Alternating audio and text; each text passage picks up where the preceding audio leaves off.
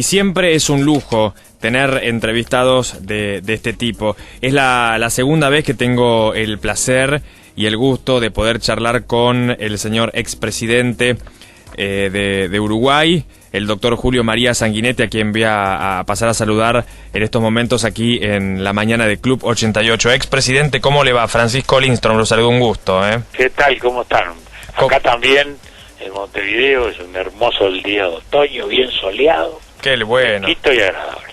Qué bueno, doctor. Bueno, muchas gracias por estar con nosotros, por atendernos. De nada, de nada. Llamamos... Gracias, llamamos por varios temas. Primero, el otro día lo escuchaba decir que hay un clima de creciente preocupación allí en Uruguay por el tema de las trabas a las importaciones argentinas. Está el tema de Malvinas también, que es interesante para que hablemos, y siempre es importante ver qué opina, qué piensa, cómo ve el gobierno, un personaje tan importante, tan particular de la política de Uruguay y la política del Mercosur como es usted. ¿Están realmente preocupados por lo que está pasando aquí en Argentina, ustedes desde allá? No, estamos preocupados con las repercusiones que ocurren aquí. Es decir, la Argentina, como todos los estados miembros del Mercosur, tenemos autonomía para llevar adelante la política que queramos en lo económico, ¿no? Pero siempre se ha exceptuado de cualquier medida restrictiva a los países integrantes y suscriptores de un tratado del Mercosur de libre comercio, cuyo artículo 1 y centro y corazón es la libertad de circulación de mercaderías adentro del espacio económico. Para eso nació el Mercosur. Es decir, hay otras cosas mucho más hacia adelante de desarrollo de la integración, pero este es el punto 1. Es decir, la circulación de mercaderías en un espacio económico más amplio, que nos diera una mejor economía de escala y así participar. Bueno, más de una vez se han adoptado medidas restrictivas en un país o en otro, pero siempre se ha aceptado el Mercosur. Ahora no se ha hecho, y con esto estamos en una situación que pone, primero en entredicho lo que es el propio Mercosur, y en segundo lugar como una repercusión ya directa sobre muchas actividades que están aquí referidas a la exportación argentina y que comienzan a mandar trabajadores al seguro de paro, etcétera, ¿no?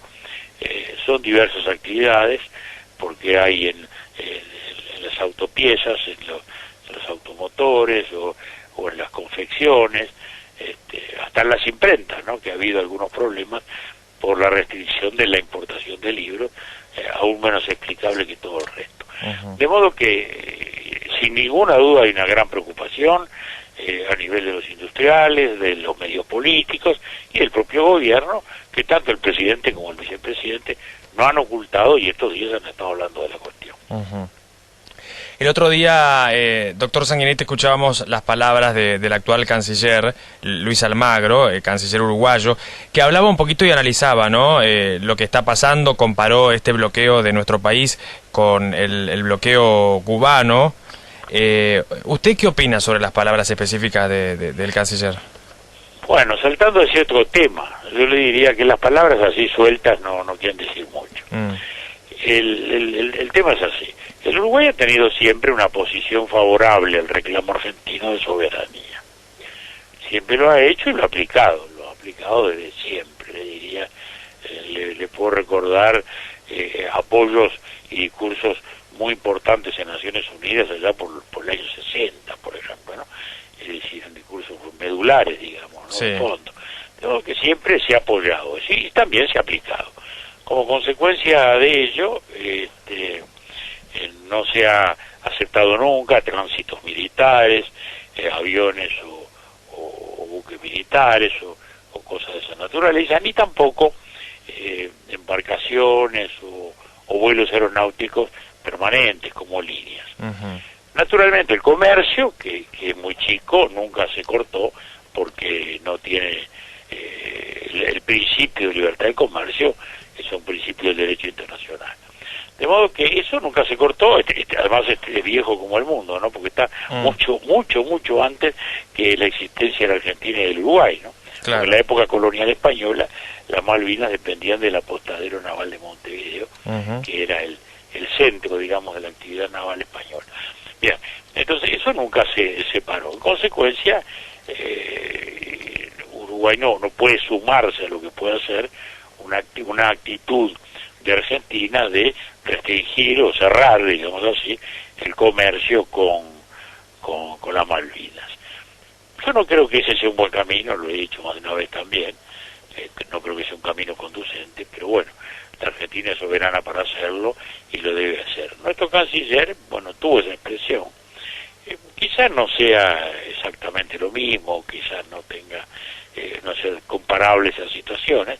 Lo que sí reflejan es la oposición uruguaya también tradicional a este tipo de bloqueos económicos que simplemente castiga a la gente. Uh-huh. Perfecto. Usted en su momento, leí una nota el otro día con un medio de Uruguay que, bueno, hablaba un poco específicamente sobre la importancia para Uruguay de mantener relaciones comerciales con Malvinas, y dice que por el número de habitantes no es muy... No es importante. No es importante. Es simplemente un tema de principio, nada más, ¿no?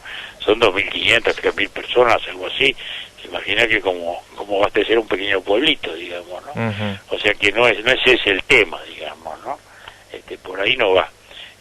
No hay ninguna gran expectativa comercial, ni hay ninguna gran empresa pensando que por allí va a tener una actividad importante. Uh-huh. En fin, los temas de abastecimiento de barcos pesqueros, y eso sí es importante, y es indirectamente referido a Malvinas, y sobre eso hay una posición muy clara también de Uruguay. No se han aceptado barcos con bandera de Malvinas, naturalmente se aceptan barcos con bandera británica, porque no tenemos una situación de conflicto o de bloqueo del principio general de libertad de puertos y de comercio que adoptamos en Uruguay desde siempre.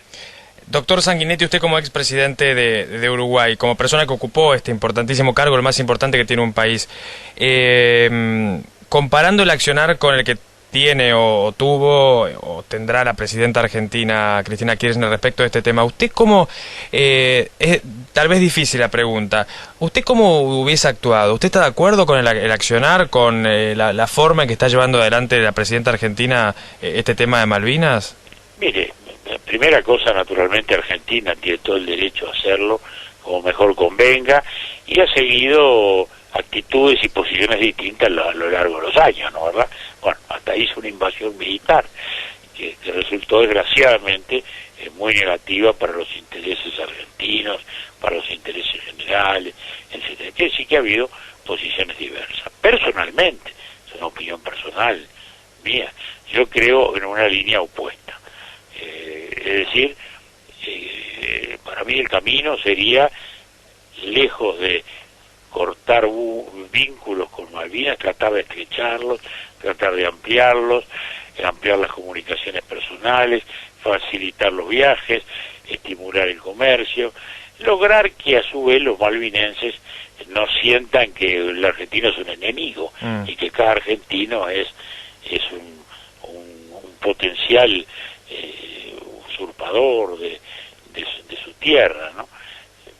Por esta vía se podrá lograr algo, no lo sé, pero creo que se tendrá un clima mejor.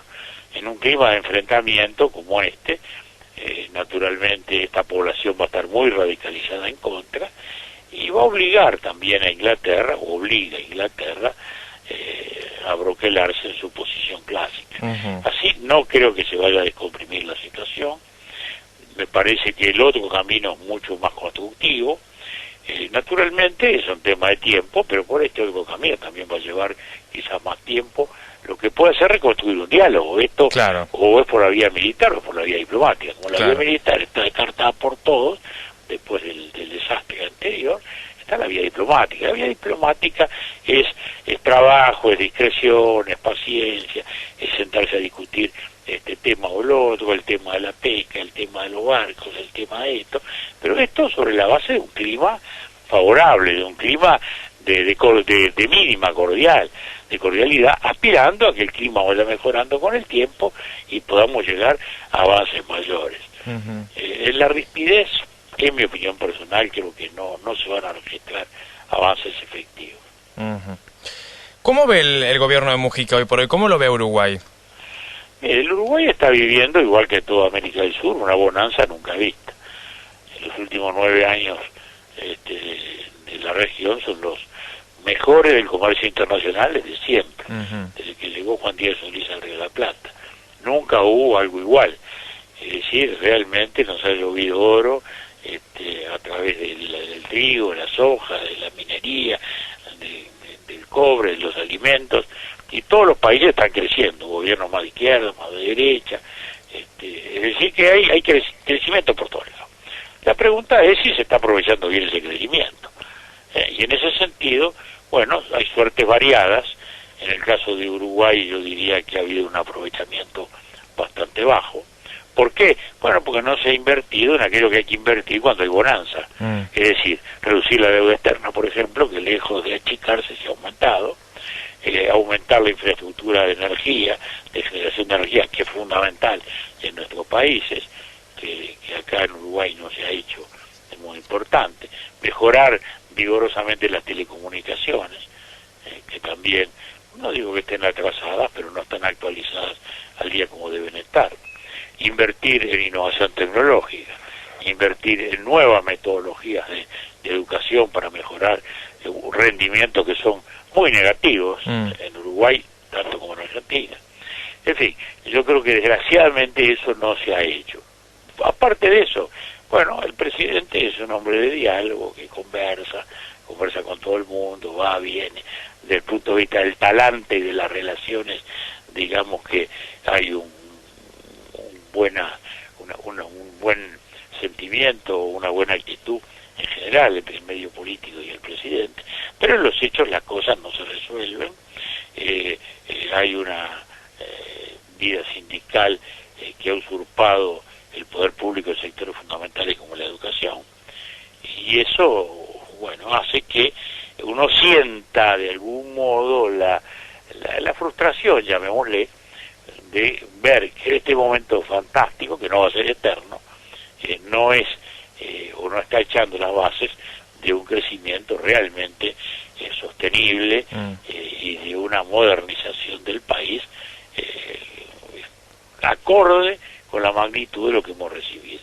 Y esto lo digo para casi toda América Latina, digamos, unos mejores, otros peores, pero es así.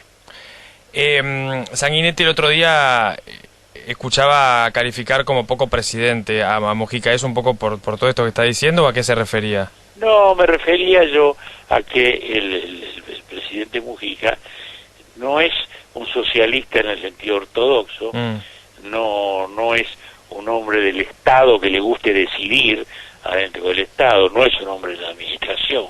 Decide poco, conversa mucho, dialoga con la oposición, con el partido de gobierno, pero decide poco, ejecuta poco. En ese sentido es que dije que no tenía vocación, o tenía poca vocación de presidente.